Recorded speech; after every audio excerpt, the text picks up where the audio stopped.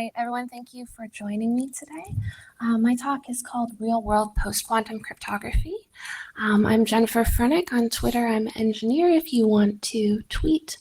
A bit about me is I'm a researcher at the Institute for Quantum Computing and the Center for Applied Cryptographic Research at the Faculty of Mathematics at the University of Waterloo in Canada. I can be contacted at the places listed.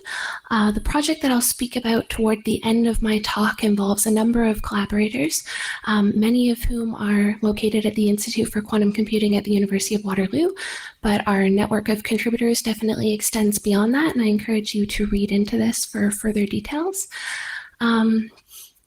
I think my work has a lot of opinions in it, so I'd like you to note that while I'm presenting projects that are definitely collaborations and work with others, the opinions are entirely my own. Also, I would ask you to know that there are a lot of recent changes and moving parts in this project, so to forgive any omissions. My work is funded by a Canadian research body known as CryptoWorks 21, and I should acknowledge that as well. Finally, I guess I am working within some constraints today. So like any good engineer, I will try to work well within them and get as close to the message that I was originally aiming for as possible. So let's begin. What would it mean if all of our public key cryptography were broken? Or perhaps to be a bit more imaginative, what would it mean if all of our cryptography in the world were suddenly broken? This would mean that we could no longer authenticate users. We could no longer keep private information confidential. It would mean that everyone can kind of be everyone else all of the time. We could imagine that social activities would cease online. We could imagine that the global financial system would largely come to a grinding halt, unable to process large value transactions, cards, payments, transfers. It would even be difficult in some cases to get cash if we were unable to update our ABM keys. We can imagine that e-commerce would stop in all the ways in which it exists, including a halt to the global supply chain due to a lack of secure communications and payments. We would imagine that all of the emerging events in the world that would result of this chaos would need to be reported on to maintain a good democracy through journalists who would no longer have access to secure communications. And we can imagine that large corporations, as well as NGOs, would be unable to communicate secure information with only their intended parties, and this would lead to an uncovering of legally and economically relevant data.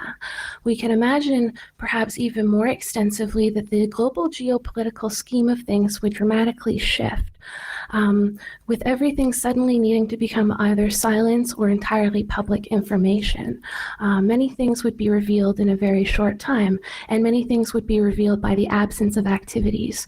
We can imagine a panopticon where many of us would have to self-censor the way that we believe, because often participating in a democracy requires privacy, which in these days is enabled by our technology. We would want to update our systems as soon as we could so we could go back to the regular days of using cryptography and security to preserve our actions on the internet. But alas, if we didn't have digital signatures, we would have no way of secure code signing and secure software distribution. So let's think about this imaginary world where we didn't have our secure cryptography that we have today. And how does this thought change if we know that it will happen, but we do not know when? So I will be speaking today about quantum computers and cryptography. This has been widely spoken about in the media in the last year or so. August 2015, we got an announcement from the American National Security Agency stating that the NIST Suite B of cryptographic algorithms would be updated to include QuantumSafe ciphers. And this is because cryptography is based on the mathematical hardness of certain problems that prevents the recovery of private keys. And historically, these problems that we use right now, such as the problems underlying RSA or elliptic curves, have been considered intractable in polynomial time. They have not been considered efficiently solvable, but quantum computers, harnessing the power of quantum mechanics and the types of algorithms we can build, can change this for us. So problems that were once very hard become very easy. A few examples of problems where quantum computers have known algorithmic speedups include the factoring of large numbers into their component primes. It includes discrete logarithm computations. It includes the search of large unstructured databases, and it can include many other algorithms that are yet emerging. Now, the three that I've listed here are what underlies RSA, elliptic curves, and a brute force attack on all of our symmetric key cryptography. So as a consequence, we can become very nervous and we can start to imagine that initial thought experiment where suddenly all of our cryptography is quite endangered, and what do we do about this? Now, everything that has ever been or will ever be sent over the internet using a quantum vulnerable algorithm could be subject to later adversarial decryption once a large-scale quantum computer becomes available. Now, the problem is we assume that this will be like the iPhone 7 announcement, that it'll be all over the news and everyone will be taking pictures and queuing up to see a quantum computer, but that's very unlikely. So we don't actually know when this could be, and we don't know who will develop it first. Who might be motivated to build such a thing? We should ask ourselves. Quantum computers have many uses, including metrology, quantum simulations, materials science, possibly machine learning, but also they have use in cryptanalysis. So we need to be open to the idea that the availability of such a machine may not necessarily be publicly announced. It may not necessarily be within our borders or the borders of countries that are friendly with us. We need to keep in mind that it could be in a research university or outside of a research university, perhaps in private sector or in the government. And people are often asking about what these timelines are. So I can provide you with many references toward the end, but we're hearing things like a 1 in 7 chance of a complete break of RSA 2048 by 2026, a 50% chance of such a thing by 2031.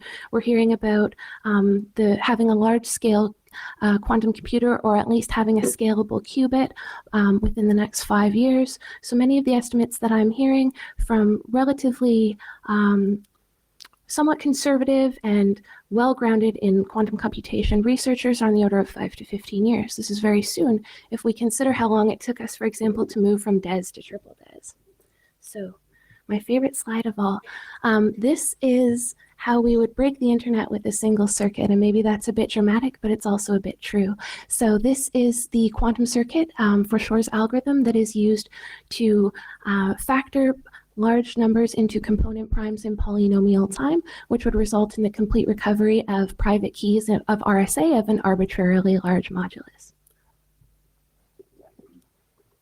If we think about quantum proofing the internet, we often talk about the cryptography itself. But in fact, there's much more to it, and that's most of what I'm here to talk about today, because I think it's been largely ignored. So crypto systems are the basis of what we're talking about. Crypto systems that have been built on the presumed difficulty of discrete logarithm or integer factorization are vulnerable to quantum attacks, so we need to upgrade them. But the problem is they're not simply something that we can drop into existing protocols. Any protocols that rely upon the difficulty of these crypto systems are then vulnerable to quantum attacks until we're able to upgrade them. And then beyond that, when we think about products, be they vendor products, be they open source products, when they're deriving their security from these protocols and crypto systems, which is largely the case, they also become vulnerable. So, within academia, within standards bodies, a bit within industry as well, people have started to make efforts toward quantum safe security. These kind of come in 4 quadrants. So one is cryptologic research. That's the hardcore stuff. That's most of what myself and my colleagues do. This is the development of new quantum safe algorithms. This is using quantum cryptanalytic methods to attack the proposed quantum safe algorithms, because right now, to be honest, a lot of people say something's quantum safe if it resists the 2 algorithms I've already told you about, and not considered that there's potentially an infinite number of other quantum algorithms that could attack these same ciphers. It also involves the classical cryptanalysis of these proposed quantum safe crypto systems, because just because it's resistant to these quantum algorithms, Shor's and Grover's algorithm, doesn't mean that we won't find a very nice classical algorithm that can break them. So there's a lot of very important cryptological research that needs to occur.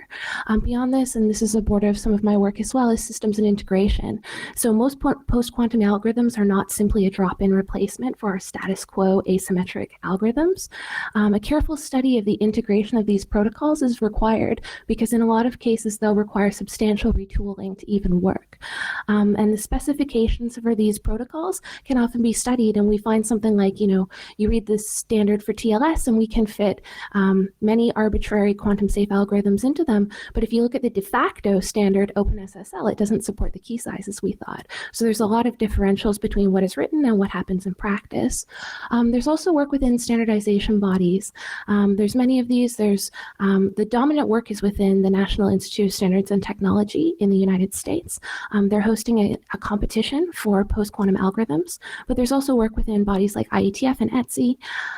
They're looking to standardize algorithms, cipher suites, and the upgrades required for existing protocols to be quantum safe. There's many players in this space and it's growing all the time, and I look at it with some skepticism. I think the NIST competition is a very core thing that we need to consider because we need to figure out what these new algorithms will be and what will replace suite B. But sometimes I look at various standards bodies and I wonder, what is their relevant? What are their objectives? Who are their key players? Vendor and open source software products are kind of the end stage of what we want to do. So open source software helps us study integration and deploy quantum safe software to a global system. The availability of vendor products lets us actually use these quantum resistant standards. But this is really difficult because we don't know what these standards will be. There's so many different quantum resistant algorithms under consideration right now that to start to deploy them in industry or across the internet without mind to the fact that they could change or that they could be broken in the next few years would be naive. Nevertheless, this research is important and we start to see it in the wild, and this is very important. Examples are we've seen quantum-resistant versions of TLS released. We've seen a quantum-resistant circuit extension handshake for Tor by a colleague of mine. This work was particularly interesting because it was a hybrid mode that combined a quantum-resistant cipher and a classical cipher, and what this means is that in the worst case, even if the quantum-resistant cipher were to be broken, the classical cipher, we would still have the level of security that it guarantees. So hybrid options are very useful, particularly in this early stage where we're not sure what's going to win out for the future of replacement of RSA. We see quantum safe hash-based digital signatures and other kinds of digital signatures going through the IETF, and there's other works in progress. Now, because I've been asked to retool my talk for today, I have included some surprise research for you to fill that void, and we'll eventually get to the proposed software project. But first, let's talk about a use case of quantum-resistant off-the-record messaging. So some of you may be familiar with OTR. This is the work of Borisov, Goldberg, and Brewer in 2004. What I'm going to talk you through right now very quickly is a case study in quantum-resistant off-the-record messaging by myself and my colleague Shravan Mishra. Off-the-record messaging is really cool. For privacy-minded people, this is an incredibly important protocol. And basically, it was the idea that we wanted people to be able to talk off the record on the internet. So a lot of the security and privacy properties that are provided by the protocols that we use commonly, such as PGP or SMIME, actually go against a lot of the security and privacy goals that many people have. So they wanted something where users could authenticate one another and verify the integrity of messages without being able to prove that the other party necessarily sent any of those messages in the future to some third party. So this is a response to the fact that if you have something like PGP and you compromise the long-lived keys, you can lose the confidentiality. And what's worse is in PGP, for example, if you're using digital signatures, you're providing proof of authorship. So let us think about if suddenly the crypto is broken, but also you have provided proof of authorship, there is something that you found important enough to be encrypted that you've signed and said is yours, but that is suddenly readable by anyone who has access to this private key, which once a crypto system is broken could be pretty much everyone. This is very dangerous. So OTR provides a very different use case. The authors argue that these algorithms should have the opposite properties of what we want, and what we really want is perfect forward secrecy. So if we have a compromise of long-lived keys, our short-term ephemeral keys are okay, and we're able to, on a session-by-session basis, retain privacy, and also repudiability, so that if I'm communicating with you, we can't necessarily verify to a third party that I said a given thing. So the motivation for doing this in a quantum safe way, and this is in fact the world's first quantum resistant end-to-end encrypted messaging system, OTR uniquely deals with cryptographic properties that many protocols do not, and these properties are worth studying. So as mentioned, these are forward secrecy and deniable authentication. Protocols based on OTR are very important in our modern end-to-end encrypted messaging systems. So for example, the Signal protocol is based off of many of the underlying tools within OTR. So things like Signal and the things that have borrowed from the Signal ideas and the Signal code become falling within the scope of study of the work that we've done here. And then finally, any protocol that is using quantum vulnerable cryptographic algorithms is not secure beyond the advent of large-scale quantum computation, and OTR is one such protocol. So right now we use Signal and we think, okay, we're secure forever, but in fact, the attack that I mentioned a while back, where if you capture something over the internet and save it and just wait for a quantum computer to decrypt it, these kinds of attacks become relevant. So we need to think about what quantum proofing them would look like. So this table is a bit dense, and maybe we don't have to go into it in extensive depth, but there are several algorithms that are made use of in OTR, of course by no fault of the OTR authors, because these are the standard best practice algorithms until we started thinking about quantum cryptanalysis, that are vulnerable to quantum attacks. So Diffie-Hellman key agreement, for example, is not quantum safe at all. It is used to establish ephemeral shared secrets between Alice and Bob before they have their AES and symmetric cryptography. So we want to replace this with a quantum safe key exchange, and in fact this is exactly what we did. They use AES 128 encounter mode. Now this is used for encryption once they have the shared secret, and it's used in stream cipher mode for plausible forgeability, so that other people could forge the messages after the fact to reduce the non-repudiation practices. And what we really want to replace this with is something like AES 256. So for those of us that have been following the discussion of quantum safe cryptography, you will know that symmetric key crypto systems have their effective bit security cut in half. So AES 256 in a post-quantum world becomes AES 128. AES 128 becomes 64 bits of security, which is export level, terrible crypto that really doesn't preserve us at all. So let's keep going. They also make use of 128-bit truncated SHA-1. This is somewhat quantum safe. There's some discussion of the quantum safety of secure hash algorithm implementations, but the bigger thing here is the 128 bits. So we need something that allows for more bits of quantum safe security for HMAX. And I'm hoping that as I'm talking through this, you're hearing words that you hear with many protocols that you're dealing with in your everyday life. So maybe if you're not someone who focuses explicitly on OTR, you're familiar with Diffie-Hellman key agreement, and you're familiar with symmetric key cryptography, and you're thinking about what are these things that I use every day that are also vulnerable to the exact same quantum attacks that this OTR protocol is vulnerable to.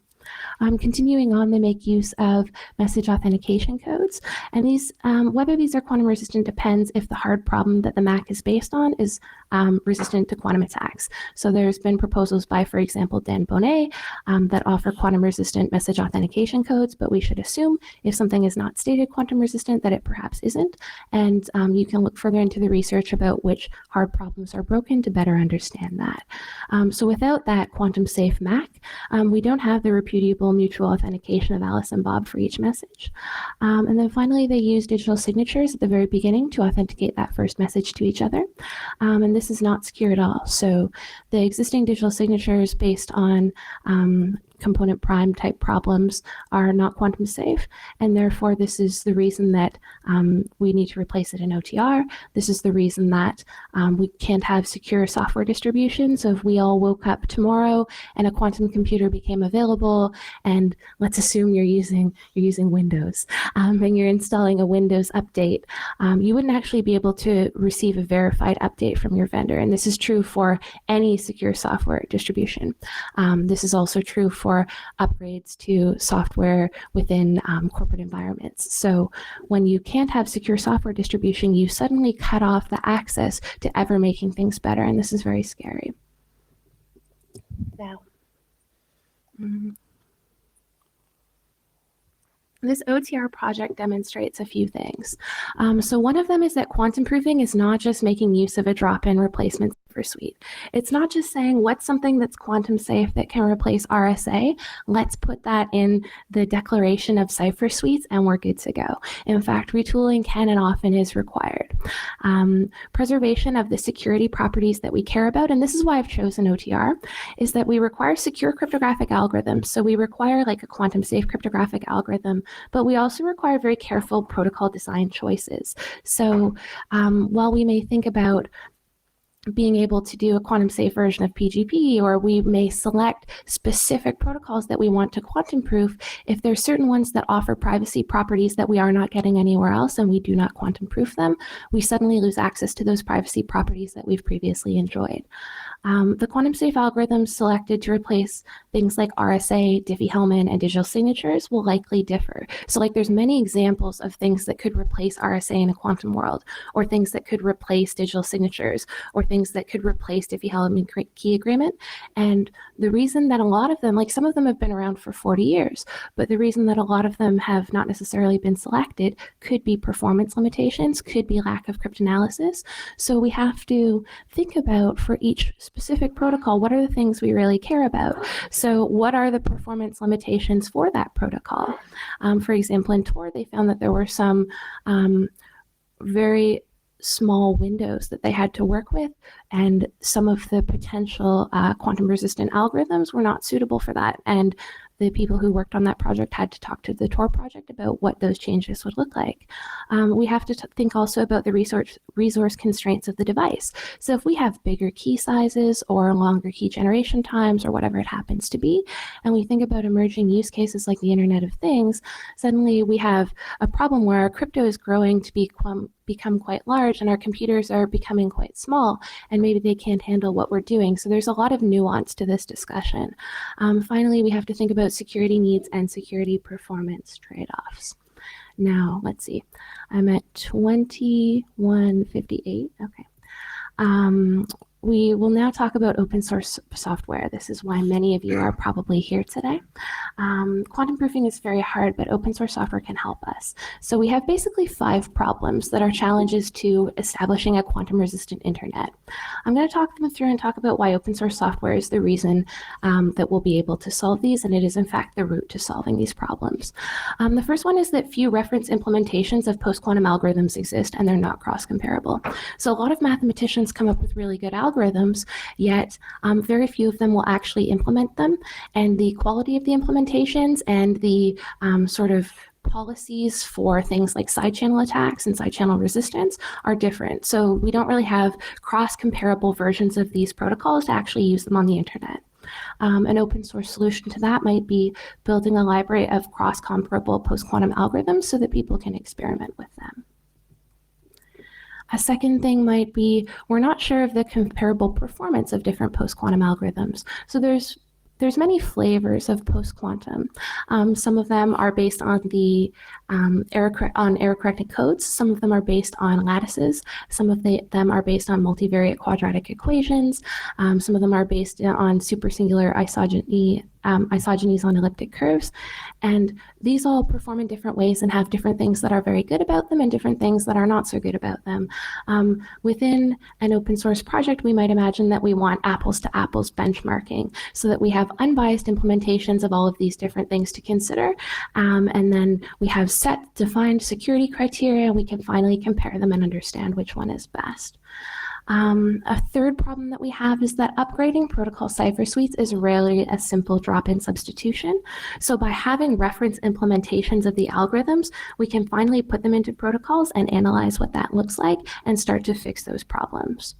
As mentioned, there are emerging use cases such as IoT that may further constrain our choices of algorithms due to performance, but having these reference implementations allows us for real-world tests of performance on these resource-limited devices.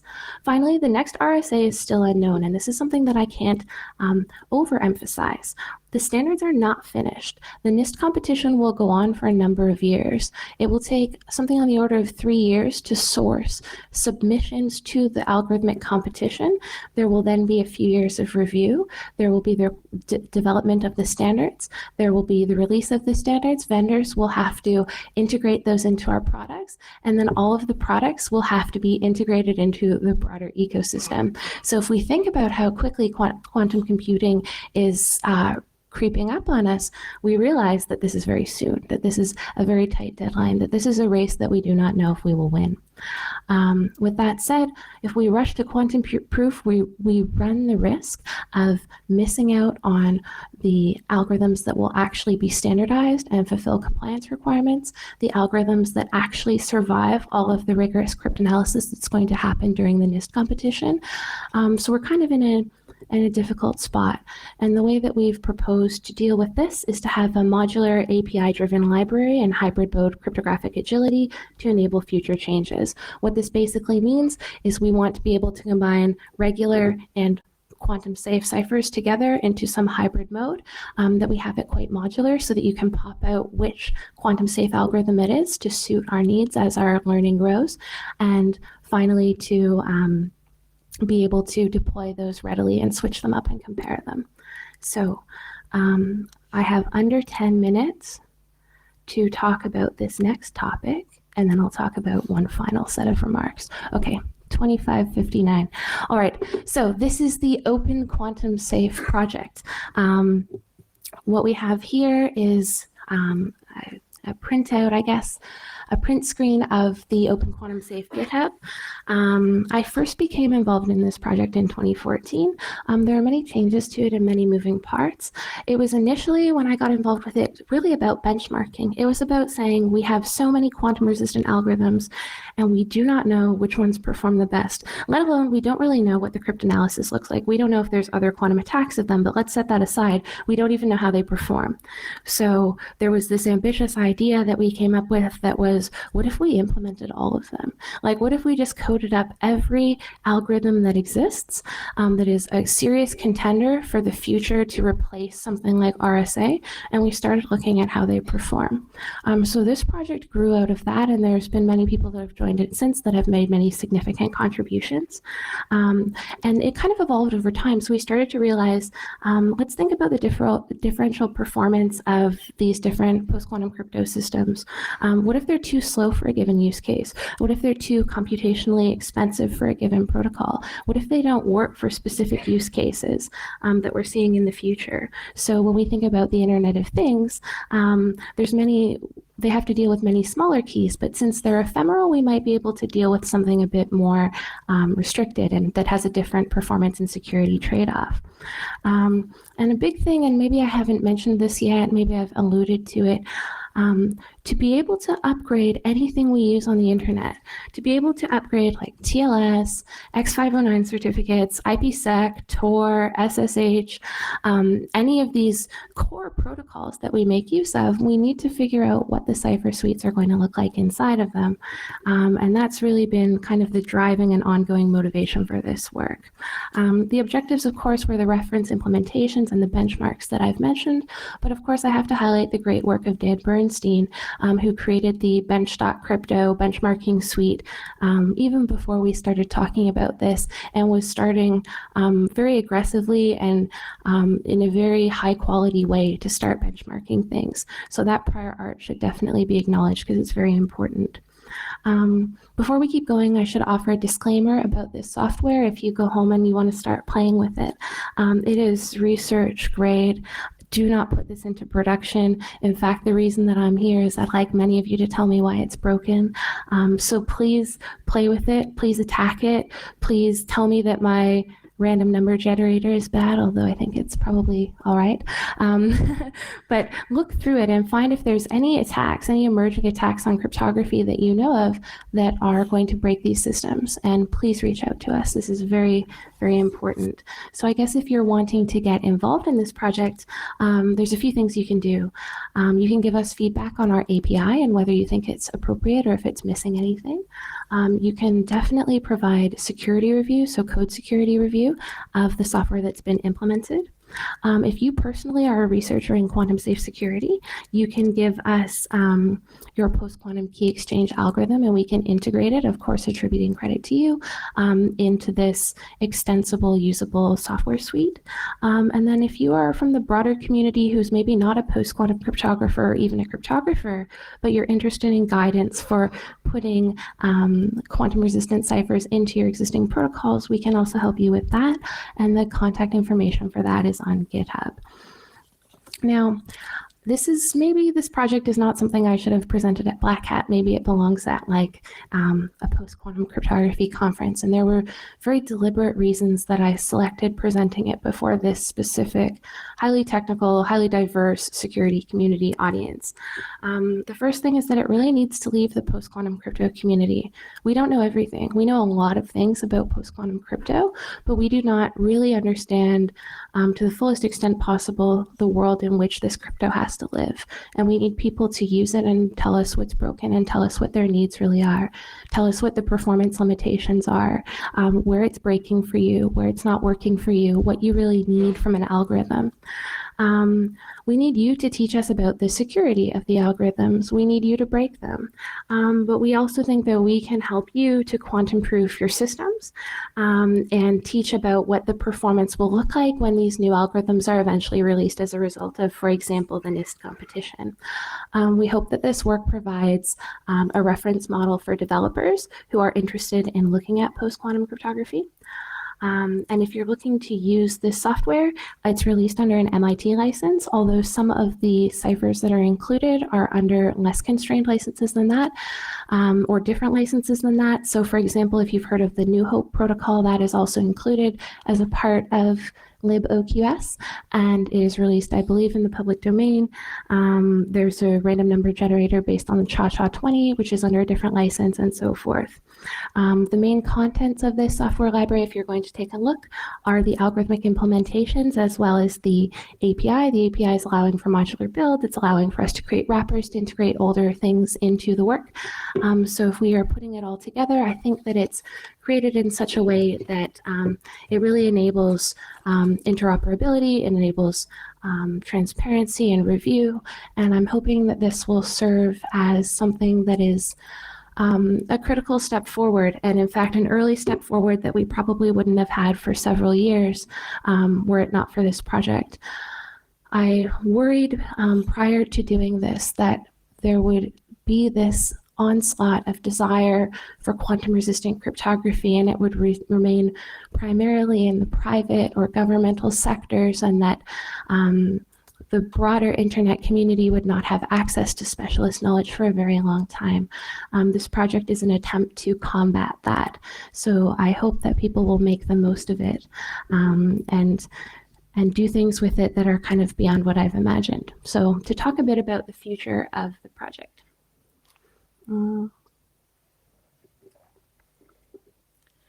So we have kind of the main part of the library is the liboqs. This involves presently key exchange, but we're intending to expand it as well to digital signatures. Right now we have different examples from many different types of post-quantum crypto. The types are the blue boxes along the bottom. So we have the New Hope Ring LWE, we have the BCNS from 2015 that was used to put into OpenSSL for the world's first quantum-resistant TLS implementation. We have the Frodo scheme based on learning with errors problem. We are presently working on a quasi-cyclic moderate density parity check version from code-based cryptography. Code-based cryptography is very interesting if you're familiar with the McLeese crypto system. It's been studied very well cryptanalyzed for the last 40 years, and it remains very strong. There are some performance trade-offs for sure, but this is something also that we consider. There's the N-true crypto system that's being brought into this library. Some work by colleagues in Microsoft Research is dealing with the supersingular isogenies. So there's many exciting things on the horizon, many things that are already there, but certainly many other examples that will be expanded in the coming months. Now, to go up to higher and higher levels beyond this, we would like to integrate into more protocols. So right now we have a fork of OpenSSL. We have a fork of OTR. The OTR fork is really an alpha, and I would consider holding off on using it for a little while, but it is something that we're building out. And then there are many other works under consideration for popular protocols that I probably won't mention immediately, but that you will see in the research in the upcoming months. And this image right here is credited to Douglas Stabila. I'm, I think, at 9 minutes on this, so I'll leave the project alone, but maybe let's move into some final remarks. So let's talk about what could happen in the future, because talking about quantum safe cryptography is really worrying about our future selves. And let's think also about the future of open source software, because we're coming to a critical juncture where we're seeing, there's a battleground issue in technology, and there is an open source software solution, and whether or not this is something that is recognized, or this is something that is understood, or this is something that is fought back against, will tell us a lot about the health of our democracy and technology and the health of our technical ecosystem. So sometimes researchers can't say everything that they want to say. Sometimes researchers can't speak fully about their technologies, generally for reasons that are entirely beyond and unrelated to the technology itself.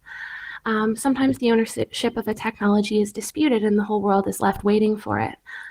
This happens with software all the time. So in the example of quantum computers, we can extend this idea further. It's no longer about profit from software sales. Information is very powerful, and as such, access to the tools that preserve the security of information is a place of tremendous geopolitical power. Who owns these tools and who has access to this information will not necessarily be front page news. Now, let's think, what else is true about researchers? Because I think this work is really, the humanity of this work is really about the relationship between researchers and entities of power, and the ways that researchers translate work into something that is inherently powerful. So what is true about researchers? Technological globalization often hinges upon interoperable global standards. So standards also set quality and confidence measures throughout the global supply chain. And we've seen examples before where security standards have failed us. So in general, how do we prevent this from happening?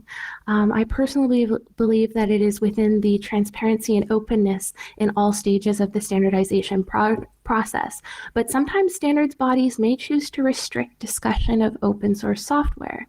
As a general statement, I believe this is an incredible problem. In cryptography, where auditability and interoperability and user accountability are so critical, I think it is important that we not only have a healthy skepticism toward the standards that we see, but also toward the process that creates them. And this is why I hope many of you will get involved and criticize this work. While there is no perfect model for this, I think that organizations offering open mailing lists for discussion, transparent evaluation criteria, and who actively consider a breadth of research and software in the public domain are, in my opinion, the most relevant channels for the discussion and the best hope for the kind of internet that we really want. And I should note that I do commend NIST on this work so far, and I'm excited to see where the openness of this work goes. In general, it's been a very pleasing process, and I'm very excited. Now, also I've noticed the fact that sometimes researchers are pushed out of their fields, and this is why open source software is important, because it lives beyond us, right? Sometimes researchers find new problems to solve. Sometimes researchers leave for one of a million other reasons, and it's very important that the knowledge that a small number of specialists has is not held in the silos of academia or in private R&D labs or in specialist conferences, and this is why your attention to open source software, this project, but also in general matters, because if software is not killed off by competing interests, then truly open source software enables an incredible amount of experimentation and prototyping of first-generation technologies and cross-disciplinary work, which ultimately is in fact very beneficial to technology companies and governments, although sometimes people are very uncomfortable with open source. Often in the process of creating a democratizing technology, the process itself is not itself liberating, but the technology can be democratizing and it thus transcends us. So let's talk about what this looks like. More and more in the last year, we hear about the importance of quantum safety. Across time, we talk about what does it mean if we have something that's encrypted with a quantum unsafe algorithm and it's decrypted far into the future. But what we haven't really talked about is what it means for our entire cryptographic infrastructure to change. This is quite unprecedented. The amount of taking things apart and putting it back together that we have to do is absolutely on a scale that we have never seen before, and the internet has never had the impact that it's had before. So thinking about the kinds of properties that we want in our cryptographic algorithms and protocols is very, very important and giantly overlooked. So not all cryptography is created equal, not just in terms of its security or in terms of its performance, but also in terms of what a protocol allows. So let's think about security properties that a protocol allows, perhaps inspired by the work of the OTR project that I demonstrated. So for example, when we're thinking about the future of cryptography, we have to ask ourselves, do we want, and I'm not giving my opinion one way or the other, but rather just posing questions to the floor, because I think there will be many diversities of opinions that should be heard. Do we want lawful asset access or key escrow to be something that is easily implementable in these schemes? Do we care about how the key management or the migration to new keys looks and what kinds of vulnerabilities are introduced in that process? We have to think about the importance of post-quantum crypto signatures for secure code distribution. We have to think in our protocols, do we care about forward secrecy? Do we need key sizes small enough or key generation times fast enough that we can have the ephemerality that is required to enable forward secrecy? We need to think about resilience against various kinds of attacks and what they mean for the values that we hold. We also have to think about authentication. Should all the authentication that's available be non-repudiable? Should there be examples of repudiable authentication? This depends entirely upon context. So during times of great change, things become unstable, and we see this, for example, in a political entity where the reigning power is overthrown. We see that when things become unstable, it's very easy for a lot of things that were not under the intended scope of work to change, and this is something that I think we must be incredibly vigilant of in the upcoming years as all of these standards are upgraded and changed, because it is so much change, and there are so few of us in the information security community relative to the volume of information that we'll have to take in. And this is why I'm a black hat today, and this is why your eyes on this work matters, and this is why your attention to these topics matters. So many things will change in the upcoming years. The technological development that results from the fundamental physics that limits our current computers from getting smaller and smaller without having to deal with quantum effects means that quantum computers, as far as we know, seem inevitable. They will do many great things, but it is our responsibility, and in the process of allowing them to do good things, to protect us from all of the bad things as well. Post-quantum cryptography is the ethical response to quantum computers, but the practice of post-quantum cryptography does not necessarily imply that it is going to be perfect without vigilance to the types of properties that we're looking for. Post-quantum crypto presents many cases where our taken for granted technologies will need to be redesigned. This is neither something that can be left unaddressed because quantum computers are coming, nor is it something that can be accepted without question because there are nuances to the protocols, as we've seen, that draws the line between their security or their vulnerability. For example, if we look at the comparison between export versions of various cryptographic algorithms and the non-export versions, we see that small changes really, really matter. In regard to this, I'd reference, for example, the work presented at Black Hat USA 2016 by David Adrian, where he talked about attacks, Freak, Drown, and Logjam. Beyond being attentive to our work, perhaps my main reason for sharing this is that hopefully I can empower your community of security researchers to begin quantum proofing the technologies that are important to us. While the software presently available is certainly an alpha test, I hope that it serves as a gateway to understanding. I guess I'll conclude with the fact that sometimes research comes at an absolutely incredible personal cost, and it is in these moments that we realize what is most important to us. For me, it is the preservation of an internet where access to the safety and freedom of secure cryptography is not reserved solely for those who can pay for it, in whatever form that takes. Open source software is not about creating something out of nothing, but rather it is about the many cases in which the tangible product of giving up so much for what we have is done in a fight for something better. I thank you for joining me today. And unfortunately, I will not be able to take questions, but I'm happy to speak to you after the talk. Thanks.